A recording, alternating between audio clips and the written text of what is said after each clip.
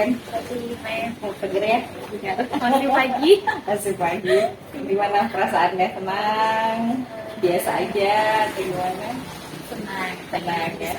Oke, bisa tahu apa penyebab senangnya itu? Apakah dapat rezeki atau Mungkin karena bangunnya segar, maksudnya rasa istirahat cukup ya? Dan ini juga sudah menjelang akhir pekan. Oh lah iya, Biasanya membahagiakan. Baik, tujuan saya kali ini ketiga ya. Kita ingin melakukan refleksi mengenai implementasi pembelajaran yang berpihak pada murid. Nah, beberapa hal yang ingin saya ketahui itu mengenai refleksi 360, umpan balik yang diberikan oleh kepala sekolah, oleh rekan sejawat, kemudian juga oleh siswanya. Lalu saya ingin tahu bagaimana pemahamannya di 2.2, apakah sudah diimplementasikan atau belum di kelas, tantangannya seperti apa. Kemudian yang terakhir adalah penerapan langkah baja pada perkara perubahan yang sudah dilakukan. Oke, jadi ada 3 hal nanti yang akan kita membincang-bincang. Nah, yang pertama nih mengenai feedback 360. Kan dari kepala sekolah, dari rekan guru, juga dari siswa, ada nggak benang merah yang ingin diceritakan, disampaikan kepada saya? Kemudian apakah ada cerita tantangan yang ada yang terjadi pada saat itu atau bagaimana? Silakan. Berdasarkan feedbacknya yang saya ambil atau tarik kesimpulannya, kalau dari kepala sekolah dan juga rekan sejawat, kemudian dari murid berdasarkan hasil yang diisi, kemudian ada juga yang isian berupa paragraf itu ya. Nah di situ rata-rata memang yang saya masih kurang poinnya itu di bagian melibatkan untuk melibatkan orang tua sebagai guru tamu. Karena memang saya belum pernah melakukan itu. Kalau sebagai guru tamu melibatkan orang tua dalam kegiatan, nah itu beberapa kali ya. Namun kalau misalnya mengundang orang tua sebagai guru tamu, kemudian juga membawa mengajar di kelas dan seterusnya secara langsung itu memang belum. Ya. Kemudian kemarin juga dari kepala sekolah menyarankan untuk bagaimana lebih melibatkan orang tua, sama kalau keaktifan di MGMP untuk kontak. Nah, karena memang jadwalnya bentrok, tapi dari sayanya juga menentukan waktu lah yang bisa gitu. Kemudian kalau dari murid sendiri, di sini murid mengatakan saya itu jarang kayak menceritakan pengalaman, atau misalnya saya seperti saat ini saya mengikuti program guru penggerak, namun saya tidak menyampaikan dalam artian saya akan menginterpretasikan tentang ini, tapi saya langsung gitu. Jadi anak-anak merasa tidak dikenalkan. Terus pas sudah setelah ada penilaian itu baru saya sadar, oh ternyata kita kasih tahu dulu. Jadi anak-anak jadi tanya, ibu guru penggerak itu apa gitu. Nah jadi kemarin berdasarkan yang diisi oleh 5 peserta didik, mereka mengatakan saya jarang menyampaikan apa sih yang pengalaman saya setelah mengikuti komunitas, atau pada saat misalnya bertemu dengan guru-guru sekolah lain kayak gitu. Jadi saya di kelas jarang untuk membicarakan hal itu. Jadi mereka juga tertarik untuk mendengarkan cerita. Iya, itu sih Bu. Untuk teman sejawat kemarin di bagian pengembangan, rata-rata kemarin di stream, dalam artian tidak ada kalimat sih, cuman lebih ke mereka mengatakan semangat untuk mengembangkan diri terus, jadi dia memberi motivasi. Itu sih. Menarik ya. Sekarang yang ingin saya ketahui ini tentang penglibatan orang tua itu kan tadi belum pernah dilakukan. Ada nggak rencana untuk satu waktu nanti di kelas saya akan melibatkan orang tua siswa gitu, apa jadi pengajarnya atau bagaimana Ya, kalau misalnya untuk pelibatan, karena kan orang tua siswa ini kan biasanya banyak jabatannya, atau dalam artian bekerja di luar sebagai apapun profesinya. Iya, profesi. Nah, jadi nanti saya ada rencana mungkin akan mengajak rekan-rekan di SMC IPA sebagai guru tamu itu dalam artian kayak membuat program apa sih itu kayak Seperti parents teaching day. iya Oke. kayak ada temanya khusus, kemudian dari pematerinya ini Oke. dari luar tapi yaitu orang tua. Orang tuanya.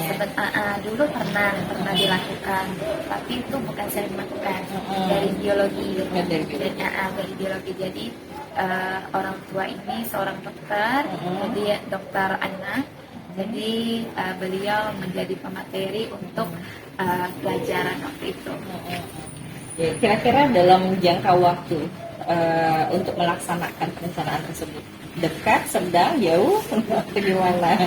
Semester ini, Mungkin semester depan. Oke, Kalau semester ini belum ada rencana. Oke, jadi bisa disimpulkan bahwa untuk menyikapi hal tersebut, Mbak Titin nanti diskusi dengan kawan satu NGP baru bisa mengundang orang tuanya. Oke, menarik.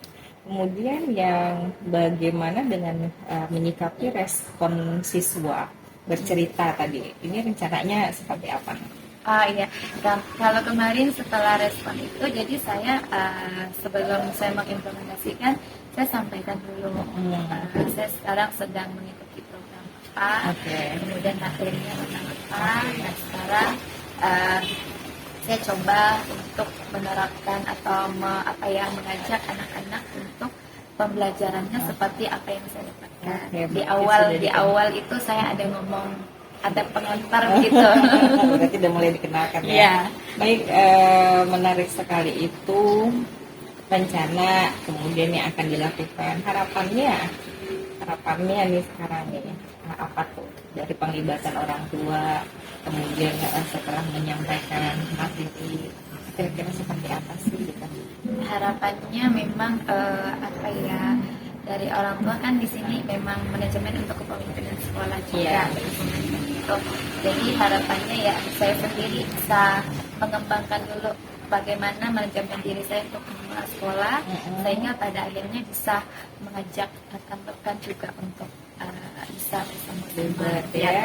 Jadi saya mau mulai dari diri sendiri dulu, kemudian nanti dengan harapan ya dengan keterlibatan orang tua ini tidak hanya seperti misalnya mereka diundang di acara-acara kan seperti itu, tapi juga dalam proses pembelajaran sehingga benar-benar pembelajaran ini seperti yang diharapkan oleh kinerja Dewan Tara berpihak pada murid itu tercapai. Amin. Baik, terima kasih. Kemudian kita lanjut ke modul 2.2 ya. So far sejauh ini lupa. Sejauh ini bagaimana proses belajar daringnya, kemudian mengikuti rupolnya, kemudian yang paling inti adalah bagaimana tingkat pemahaman dari modul 2.2 itu. Oke, untuk pembelajaran mandirinya saya rasa aman karena kan menyesuaikan waktu kita kapan bisa untuk mengakses LMS-nya. Kemudian penugasannya juga bisa dilakukan ketika sudah selesai aktivitas di sekolah. Kemudian kalau untuk ruang kolaborasi untuk yang semester ini, maksudnya untuk yang dari kemarin kita mulai Februari ya, ya. Nah itu saya agak sedikit bentrok karena kan mengajarnya kalau yang sebelumnya itu saya rupol tapi saya juga ngajarnya kebetulan co-teacher, jadi dalam satu kelas itu 2 orang guru. Jadi di sana untuk yang kalau setiap hari Selasa, nah jadi saya sambil di kelas, jadi kayak kurang menyimak dengan maksimal. Biasa kalau Bu Enas panggil saya ketik gitu, nggak berbicara. Kan awalnya saya kayak ngajarkan materi dulu ke anak, kemudian setelah itu aktivitas. Pada saat anak-anak aktivitas baru saya bisa lebih fokus untuk ikut. Iya, jadi itu diskusi yang persiapan untuk presentasinya di hari Rabu, nah itu bisa karena dibaca itu sih yang menjadi tantangan saya. Tapi sejauh ini bisa diikuti dengan baik. Kurang baik juga sih sebenarnya karena kurang menyimak juga karena mendua itu. Kemudian kalau dari segi pemahaman ya dengan mempelajari ini kemudian tambah lagi kemarin elaborasi. Ya. Luar biasa sekali di elaborasi itu. Apa yang didapat dari elaborasi? Ya, jadi saya yang awalnya masih agak bingung membedakan apa bedanya misalnya keterampilan sosial dengan yang keterampilan relasi. Saya kan masih agak bingung tuh bagaimana implementasiannya di kelas. Nah, dari elaborasi itu jadi saya semakin apa ya dikuatkan jadi lebih oke dibanding saya baca kemudian ada satu ruang kolaborasi juga kemarin kita berada elaborasi jadi itu kayak semakin oh jadi ini Semakin paham ya, paham karena memang di sini kan PSE ini pembelajaran yang memang perlu kolaborasi dan diharapkan semua warga sekolah ini jadi memang sebuah tantangan juga dan tapi kalau ini misalnya berhasil hasilnya itu bakalan luar biasa karena emosi itu bisa membuat semuanya itu yang awalnya kita anggap saya nggak bisa tapi dengan bagaimana kita kesadaran diri perasaan saya sekarang lagi sedih misalnya karena kita di kelas kita tidak membawa itu kemudian bagaimana kalau selama ini kan saya ngajarnya paling bagaimana kabarnya hari ini terus anak-anak bilang senang bu nah kita nggak tahu sebenarnya itu apakah memang semua atau dia ada ikut-ikut saja nah ternyata dari kesadaran diri yang penting ini kita memang perlu tahu dulu bagaimana perasaan murid sebelum belajar agar dia benar-benar merasa siap. Oke. Luar biasa ya? Ya jadi luar biasa materinya. untuk ininya implementasinya saya masih rencana terus yang baru saya terapkan baru metode stop aja. Oh oke. Ya. Untuk PSE-nya ya? Iya untuk PSE. Oke, bagaimana dengan diferensiasinya apakah udah diterapkan di kelas? Iya untuk diferensiasi kemarin saya coba kalau diferensiasi konten itu sebelum ini pun kami memang disarankan maksudnya dari sekolah pun dari beberapa guru juga sering menggunakan diferensiasi konten dalam artian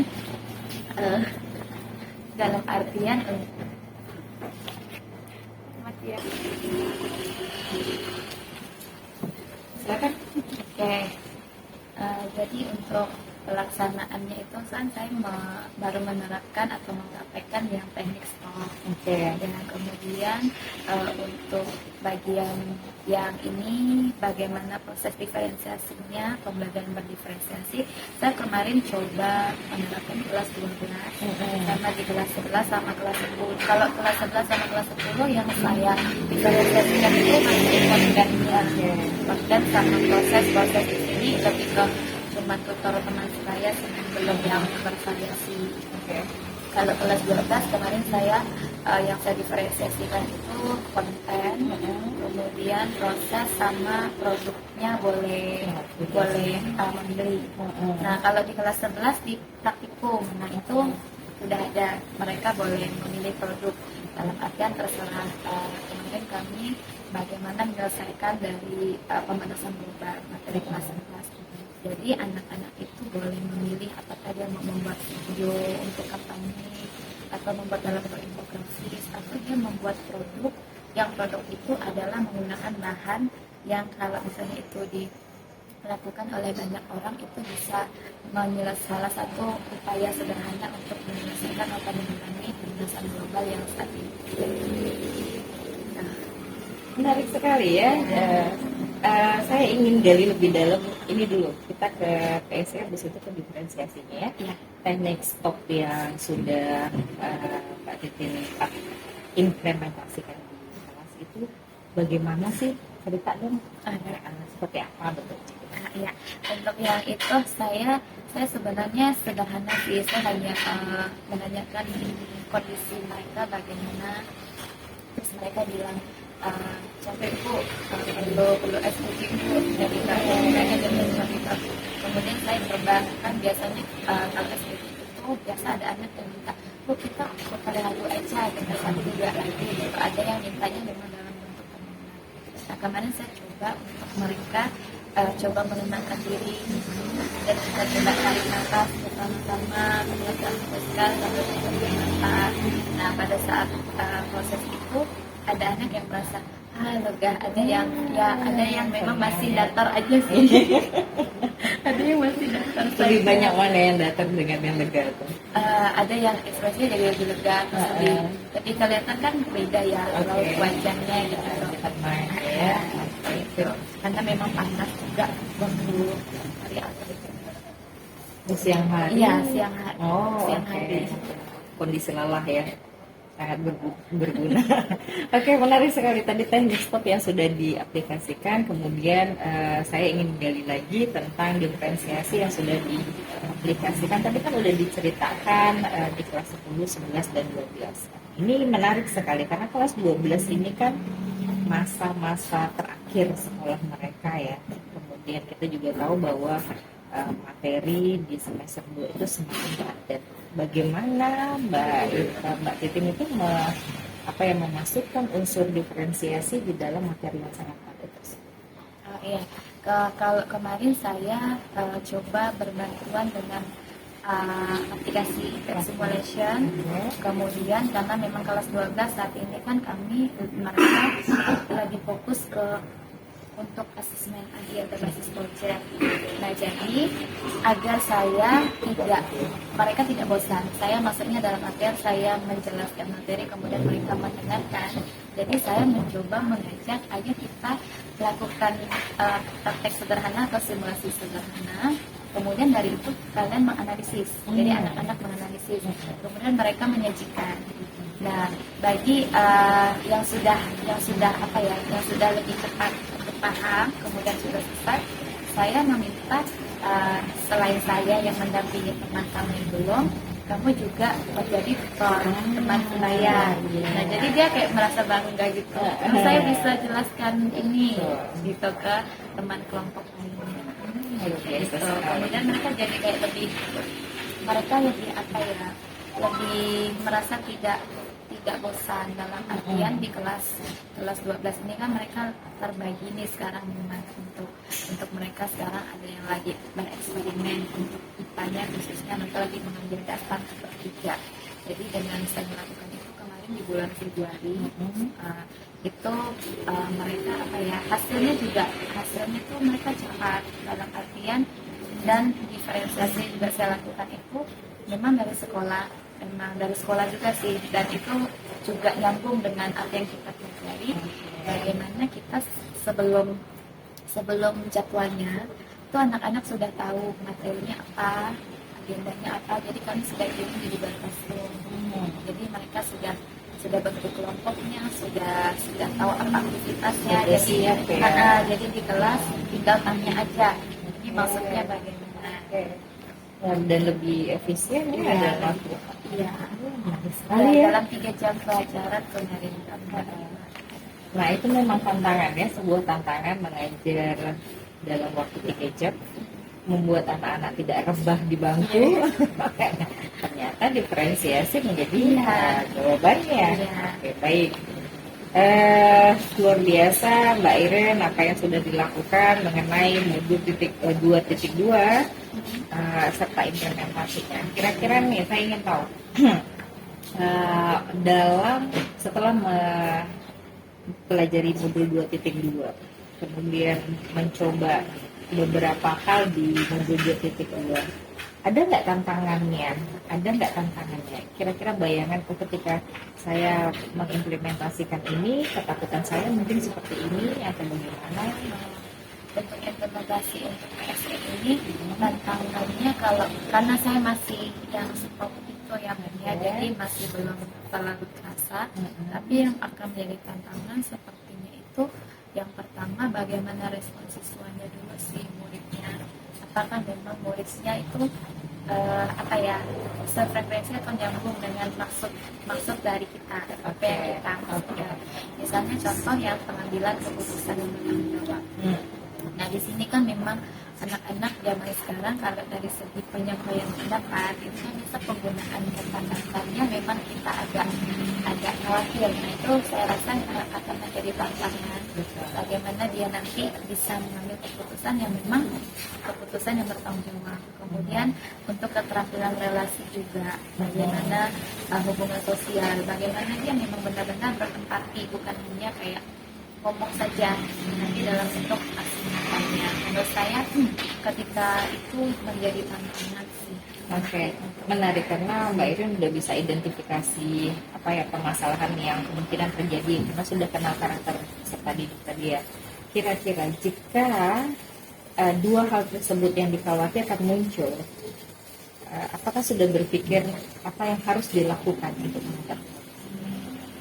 Kalau yang saya lakukan, mungkin saya akan menerapkan yang ini materi segitiga restitusi, bagaimana kita menjalin komunikasi, dan kebetulan saat ini memang saya lagi berusaha untuk menjalankan atau mengimplementasikan restitusi segitiga restitusi ini, karena memang di kelas saya wali kelasnya kebetulan ada anak baru, jadi anak ini baru ketahuan pindah sekolah itu karena memang ada permasalahan keluarga ternyata, dan jarang masuk. Oke. Ya, jadi memang saya terbatas sekali dan saya merasa belum bisa karena si anak ini tertutup. Justru mamanya yang terbuka masalahnya apa. Tapi ya itu karena mamanya di luar kota, tidak tinggal di sini, ya jadi anak ini tidak menonton. Jadi sekarang saya dan kepala sekolah juga lagi berusaha agar si anak ini benar-benar ya mau datang ke sekolah, kemudian permasalahan dia di keluarga itu yang memang tidak menjadi halangan untuk dia sekolah. Karena dia di sekolah dia tidak ada permasalahan. Dia anak baru tapi welcome. Maksudnya teman-temannya juga dia langsung punya teman akrab. Karena dia itu jadi lebih ke pengaplikasian segitiga restitusi. Kira-kira nih ya, saya jadi penasaran nih berapa lama pasti bisa. Jadi saya ingin dengar kabar baiknya ketika anak ini sudah tertaklukkan. Baik, terima kasih bincang-bincang modul detik 2. Sekarang kita bergerak maju ke baja. Oke. Tahapan baja yang sudah dilakukan pada perubahan yang sudah dibuat kemarin dan sudah diimplementasikan, saya yakin itu seperti apa? Nah, tolong diceritakan. Oke, untuk tahapan baca kemarin yang sudah kebetulan tadi di kelas 10 itu kan lagi materi energi alternatif. Nah, kemarin kami mencoba berkolaborasi dengan kita yang direvisikan. Tapi ini untuk kegiatannya belum berlangsung karena sekarang masih dalam proses penelitian materi. Nanti anak-anak ini akan diminta untuk menemukan sumber energi alternatif yang merupakan berhubungan dengan apa yang bisa potensi yang ada di Kalimantan Barat ini, khususnya di daerahnya masing-masing. Ya, nah di situ yang menjadi tantangannya sendiri, bagaimana menumbuhkan kesadaran diri si anak atau si murid itu untuk mengembangkan potensi dia, untuk dia menyadari sebenarnya, karena kan kemarin di kakak saya yang saya coba itu adalah mewujudkan keterampilan murid yang bercerminkan nilai dari pembelajaran dan Pancasila, kemudian tetap memperhatikan kodrat alam dan kodrat zamannya. Nah, di sini tantangannya sendiri yang kodrat alam dan kodrat zaman ini yang saya rasa kemarin pada saat memperkenalkan di awal semester ini kan kami akan mengenalkan garis besar pembelajaran atau kami sebut GBPS di sini. Nah, jadi ketika kami menyampaikan bakal ada proyek ini, anak-anak ada yang kayak belum menyadari, kayak merasa ini nanti ngapain di daerah kita emang ada apa. Dia langsung cuma bilang Sungai Kapuas itu saja, dalam artian di Sungai Kapuas padahal banyak mereka dari daerah-daerah di luar Pontianak yang punya potensi harusnya untuk sumber energi. Belum mereka sadari. Iya, jadi saya rasa itu menjadi sebuah tantangan. Kemudian yang berikutnya di bagian itu yang gali mimpi. Yang bagian atur eksekusinya saya merasa belum konsisten, itu adalah bagaimana membuat pembelajaran itu menjadi bagian gitu. Jadi saya merasa belum konsisten dalam artian masih ada waktunya anak-anak kayak kelihatan masih bosan. Oke. Berarti kan berarti belum maksimal nih untuk wujudnya.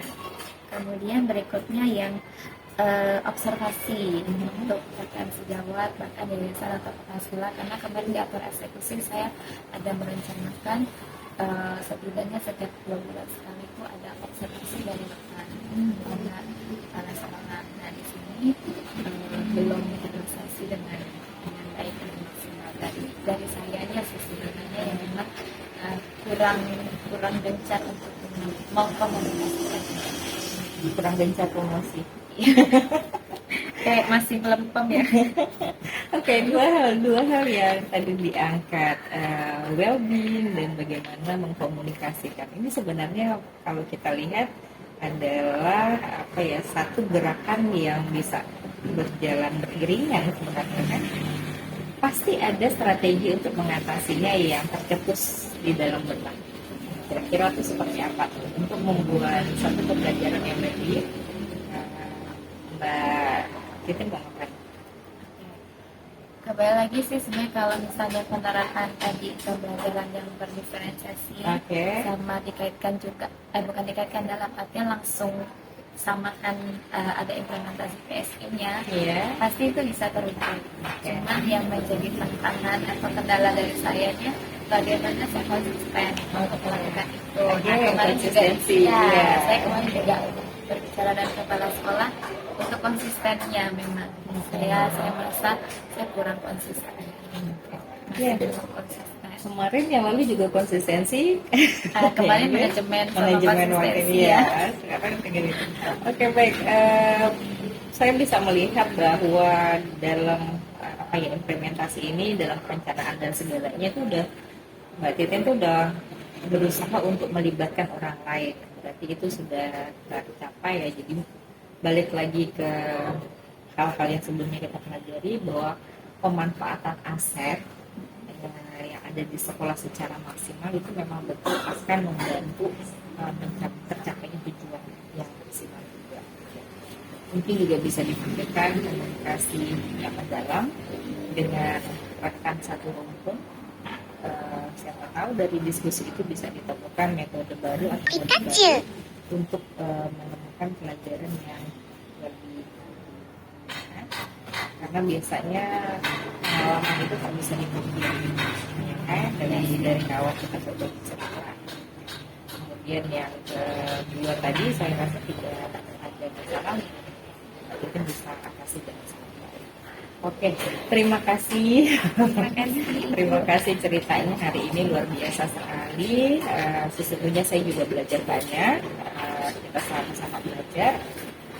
Sekarang saya ingin mendengar kira-kira masukan untuk saya apa yang kurang dari pendampingan sebelumnya terima kasih dari pendampingan dari pertanyaan-pertanyaan yang Ibu sampaikan. Itu sebenarnya justru membantu saya kembali merefleksikan dengan baik apa yang saya sampaikan tadi secara langsung. Itu ada yang tidak tertulis di sini dalam artian hanya dengan membaca ini saya merefleksikannya segini, tapi ketika dipandu oleh beberapa pertanyaan itu justru semakin membuat refleksi itu semakin mendalam. Jadi saya rasa malah saya mendapatkan lebih, jadi nggak ada yang kurang di sini. Dan juga dengan baik, dengan sabar mendengarkan cerita saya, kemudian kaitkan lagi, bertanya lagi, menggali lagi terus. Jadi tidak ada yang kurang di sini. Tidak ada yang kurang. Teknik coaching, udah belajar belum kita? Belum. Oke, itu namanya teknik coaching. Jadi memang boleh dikenalkan dulu kan. Jadi teknik coaching ini juga kita bisa gunakan untuk siswa, untuk rekan sejawat. Tujuannya adalah untuk menggali potensi diri orang yang kita coaching. Ya, jadi kayak Mbak Titin kan ceritanya bagus, tapi belum menyentuh sampai ke dasar. Dan saya mungkin beberapa hal berpikir bahwa sebenarnya ini bisa digali lagi. Ini potensi yang sangat dalam. Nah, saya juga kalau di coaching seperti itu, karena kita berpikir itu kan kadang-kadang segini cukup, tapi ketika kita dipandu, kita langsung berpikir iya kita bisa lebih bagus lagi di dalam itu. Nah, itu nanti teknik coaching di modul 3 akan pelajari semuanya. Praktek. Iya, prakteknya. Terima kasih banyak hari ini bincang-bincangnya. Semoga selalu semangat ya. Amin. Tetap terjaga motivasinya sampai akhir karena semuanya memang tujuan kita mengabdi pada anak-anak ya, membuat mereka menjadi lebih bahagia, itu adalah tujuan utamanya, dan merasakan bahwa guru hebat mereka bukan hanya guru yang mampu menguasai mata pelajaran, tapi bagaimana bisa mengajar hati mereka. Ya, Itu tantangan untuk saya. pasti bisa. Amin. Terima kasih, selamat Terima pagi. kasih Bu, selamat pagi.